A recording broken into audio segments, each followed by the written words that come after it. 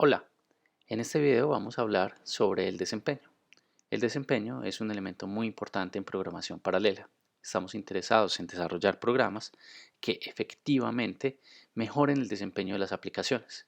Pero es importante entonces definir qué entendemos nosotros por desempeño y qué papel juega entonces en el desarrollo de nuestras aplicaciones.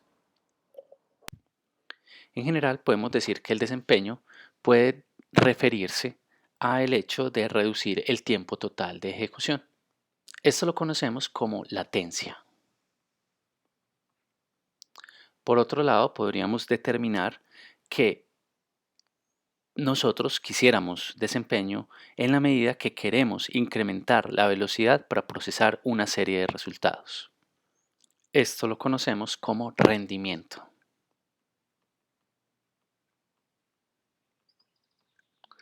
También podríamos medir el desempeño simplemente como la reducción en el consumo de potencia, o de manera más general podríamos determinarlo como la reducción en el uso de algún recurso, ¿cierto? Sea energía, o incluso en algún caso podría determinarse como, por ejemplo, la memoria que estamos utilizando para el desarrollo de una aplicación.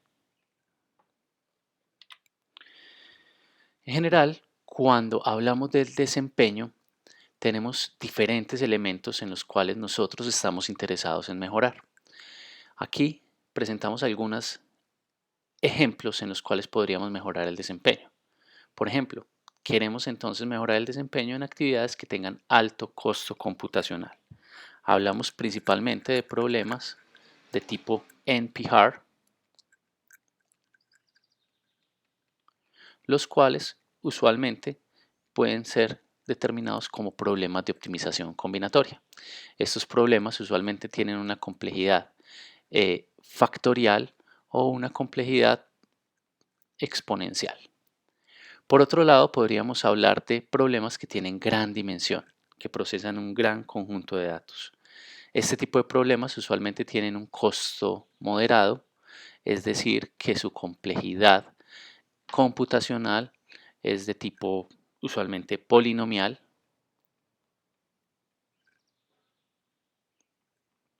Sin embargo, están procesando una gran cantidad de datos. Podríamos decir que la cantidad de datos que procesan puede ser cerca de millones de datos. En este tipo de problemas encontramos aplicaciones típicas del Big Data o el Machine Learning.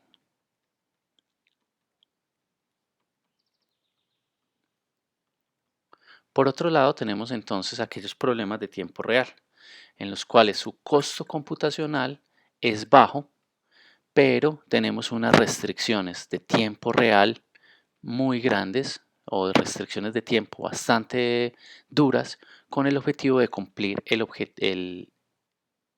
sí, con la intención de cumplir el objetivo de la aplicación, ¿cierto? En este tipo de aplicaciones podemos encontrar juegos, aplicaciones de control o aplicaciones médicas. Aquí tenemos pues algunas aplicaciones en las cuales tenemos diferentes elementos, de los elementos que definimos ahorita: computación, dimensión, tiempo real y aplicaciones típicas de programación paralela, ¿cierto? Generalmente aplicaciones de clima son aplicaciones que requieren gran computación y tenemos restricciones de tiempo pues para desarrollar estas aplicaciones. Aplicaciones médicas usualmente entonces pueden tener los tres componentes. Aplicaciones de diseño son aplicaciones que usualmente están en computación y gran dimensión. El tema de simulación, usualmente tenemos gran cantidad de datos y un tiempo determinado para desarrollarlo. Los juegos, entonces tenemos un tiempo determinado para desarrollarlo. Y las imágenes, usualmente tenemos muchas imágenes y un tiempo determinado para desarrollarlo. En esta diapositiva entonces mostramos cuáles son uno de los principales casos de la implementación o de aplicaciones que son usualmente paralelizadas y cuál es, digamos, el impacto que estas aplicaciones tienen en las diferentes dimensiones que hemos acabado de definir. Otro punto interesante respecto al desempeño es la definición del objetivo. Si nosotros queremos entonces desarrollar una aplicación paralela, tenemos que definir un objetivo claro de acuerdo a lo que nosotros queremos. Teniendo en cuenta lo que hemos hablado hasta el momento, podríamos decir, bueno, yo quiero reducir la latencia de la aplicación, o yo quiero reducir o incrementar el rendimiento de la aplicación más bien, o yo quiero, por ejemplo, disminuir el uso de recursos que está haciendo esa aplicación a través del paralelismo. Sin importar cuál sea, digamos, la métrica que usted defina, lo importante es definirla, tenemos un proceso que usualmente es iterativo. En ese proceso, en general, nosotros podemos decir que vamos a iniciar con una versión funcional del código. Usualmente esa versión funcional puede ser una versión secuencial en la cual pues solo estamos utilizando una sola unidad de ejecución, un solo core. Luego entonces pasamos a una segunda etapa donde desarrollamos una etapa de análisis del código. Dentro de ese análisis pues básicamente determinamos cuáles son las oportunidades de mejora que tiene ese código, cómo podemos entonces ese código paralelizarlo, probablemente haciendo uso de las patrones pues, de programación estructurado que vamos a ver durante el curso. Después, luego, tenemos que desarrollar una implementación nueva de ese código, una implementación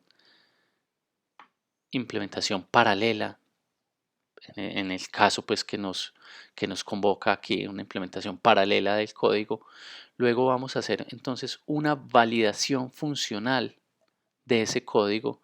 De nada nos sirve que tras el análisis, la implementación paralela, el código deje de funcionar. Nosotros tenemos que validar que ese código sigue siendo funcional, sigue desarrollando las actividades que nosotros planeamos. Y por último, después de validar funcionalmente, tenemos que verificar o estimar cuál es el desempeño que estamos teniendo con esa aplicación de acuerdo al objetivo que nosotros hemos definido, ¿cierto? Este proceso usualmente es un proceso iterativo. Después de que veamos que el desempeño de pronto satisface o no satisface nuestras exigencias, si no las satisface, entonces tenemos que volver a empezar, volver entonces ya a nuestro punto de partida a la implementación paralela y mirar qué otras mejoras podemos hacer en ese código para poder entonces seguir obteniendo, implementando, validando funcionalmente la aplicación y midiendo el desempeño hasta que el desempeño efectivamente sea el adecuado y demos por cumplida nuestra tarea. Hay un punto importante en términos de la latencia y el rendimiento. Es importante definir estas métricas con el objetivo de que podamos entender qué es lo que queremos de cada una de ellas y entender también cómo podemos entonces ajustar el desempeño de nuestra aplicación para tener, digamos, en algún momento una buena latencia y, por qué no, también un buen rendimiento. En general hablamos de latencia como el tiempo que toma en completarse una sola tarea, ¿cierto? Hablamos de latencia como la medimos en unidad de tiempo y básicamente lo que queremos de la latencia es que disminuya. En la medida que disminuya la latencia, podemos decir que está aumentando el desempeño de la aplicación. Por otro lado, tenemos el rendimiento. Usualmente podemos encontrar esta palabra en inglés, el throughput, en la cual nos permite entonces determinar qué es la cantidad de tareas que vamos a desarrollar por unidad de tiempo. Trabajos por unidad de tiempo sería entonces la forma como yo mido el rendimiento, y en este caso yo deseo tener un buen desempeño en términos del rendimiento. Significa que aumente el rendimiento, aumente la cantidad de trabajos que yo puedo desarrollar por unidad de tiempo. Algunas veces mejorar el rendimiento puede empeorar la latencia. Son elementos, digamos, que podrían en algunos casos ser, digamos, competitivos, ¿cierto? Van a competir entre sí. Por otro lado, entonces, para ejemplificar el caso de la latencia versus el rendimiento, propongo aquí un ejemplo en el cual vamos a comparar pues, un jet supersónico, probablemente el Concorde, el cual fue pues, uno de los jets supersónicos eh, disponibles pues, a nivel de eh, comercial, y vamos a compararlo con el Boeing 747, pues uno de los aviones comerciales con más grande capacidad, ¿sí? Si vamos a analizar entonces las características de estos dos aviones, podemos decir que el Concorde tuvo una capacidad máxima de pasajeros de aproximadamente 100 pasajeros, mientras que el Boeing 747 puede tener aproximadamente en promedio una capacidad de 400 pasajeros. Por otro lado, si vamos a mirar cuánto demora el Concorde, que era un jet supersónico, pues, y el Boeing para desarrollar un viaje de Londres a New York, podríamos decir que el Concorde tomaba aproximadamente 3,5 horas para desarrollar ese viaje, mientras que el Boeing en promedio toma aproximadamente 7 horas para desarrollar el mismo viaje. ¿Sí? Si nosotros medimos la latencia o comparamos estos dos aviones en términos de latencia, podemos decir que el que menos latencia tiene para cumplir las tareas es el Concorde, pues permite desarrollar este viaje en el menor tiempo posible. Pero si yo comparo ahora no la latencia, sino el rendimiento, yo podría determinar que aquel que tiene más rendimiento es el que es capaz de llevar el mayor número de personas por unidad de tiempo, ¿cierto? En ese sentido, el que puede llevar el mayor número de personas por unidad de tiempo es el Boeing 747.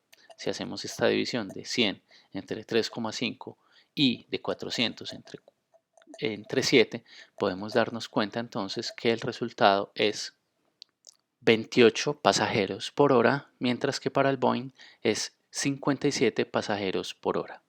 Efectivamente, entonces, el Boeing es más efectivo para llevar un mayor número de tareas por unidad de tiempo. Sin embargo, si yo considero una sola tarea o un solo pasajero en este caso, haciendo la analogía, el jet es el más efectivo para llevar y cumplir el objetivo en el menor tiempo posible. Con esto finalizamos un poco el análisis o nuestra discusión sobre el desempeño.